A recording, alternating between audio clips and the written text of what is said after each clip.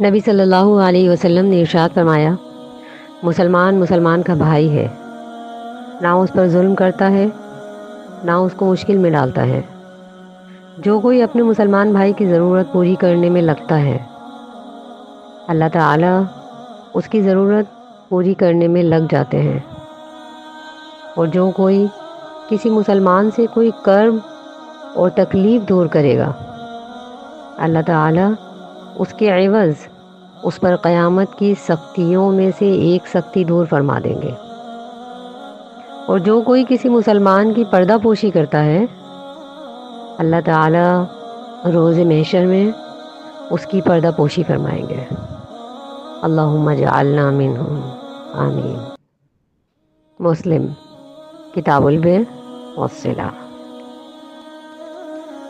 اس حدیث کا مطلب یہ ہے کہ